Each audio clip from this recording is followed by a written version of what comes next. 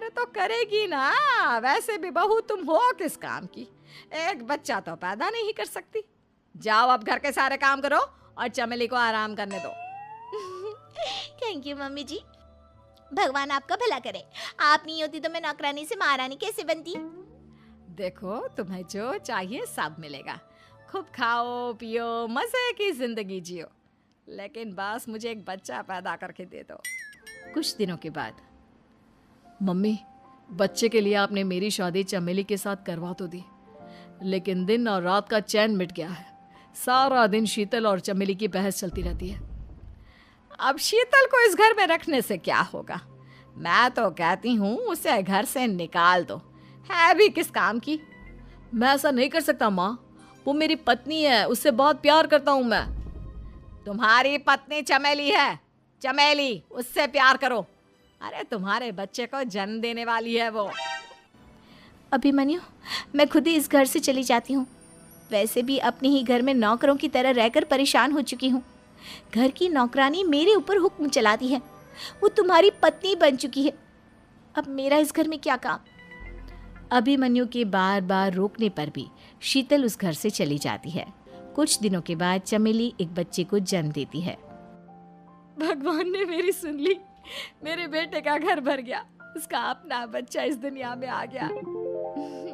Mummy जी, बच्चे को हाथ लगाने से पहले मेरी एक शर्त तो सुन लो।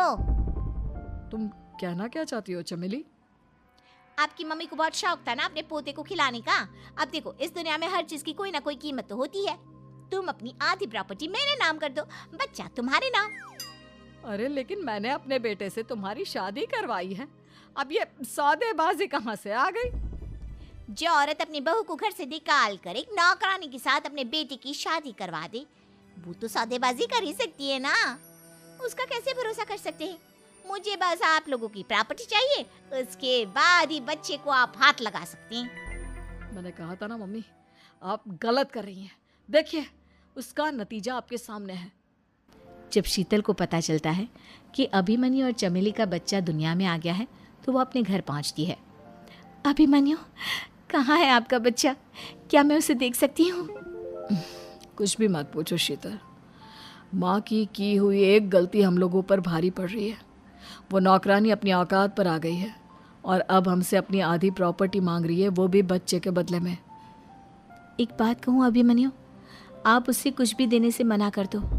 अरे कैसी बात कर रही हो, मेरे बेटे की औलाद है उसके पास, ऐसे कैसे मना कर दे? मम्मी जी, वो अभिमन्यु का बच्चा नहीं है, वो चमेली और उसके बॉयफ्रेंड का बच्चा है। ये तुम क्या कह रही हो शीतल? ये देखिए वीडियो, चमेली और उसका बॉयफ्रेंड आपस में बातें कर रहे हैं कि उन दोनों ने मिलकर आपको बेवकूफ़ बनाया है और अब इस बच्चे के बदले आपसे प्रॉपर्टी भी हड़प लेंगे।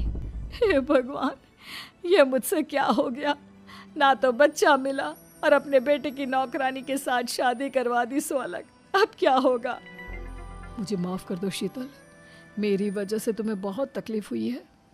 अभिमन्यु, मैंने कहा ना, उस नौकरानी को उसके बच्चे सहित इस घर से बाहर निकाल दो। लगता है मेरे अभिमन्यु का बाप बनने का सपना अधूरा ही रह जाएगा। अभिमन्यु, अपनी मम्मी से कहो कि परेशान ना हो। आपको याद है एक बार हम एक IVF सेंटर गए थे, मैंने फिर से वहाँ जाकर बात की थी और आपको पता है इस बार मैं प्रेग्नेंट हूँ, क्योंकि हमने वहाँ पर प्रोसीजर करवाया था जिसकी वजह से मैं प्रेग्नेंट हो गई थी और इस बात का पता मुझे बस कुछ महीने पहले ही लगा है। हमारा बच्चा इस दुनिया में आने वाला है अभिमन्यु। मुझे माफ़ कर दो शीतल बहू, मुझसे बहुत बड़ी गलती हो गई। कोई बात नहीं माँ, लेकिन अब हमें उस धोखेबाज नौकरानी को इस घर से बाहर निकालना है और इस घर की मालकिन को वापस घर लाना है, वो भी अपने बच्चे के साथ।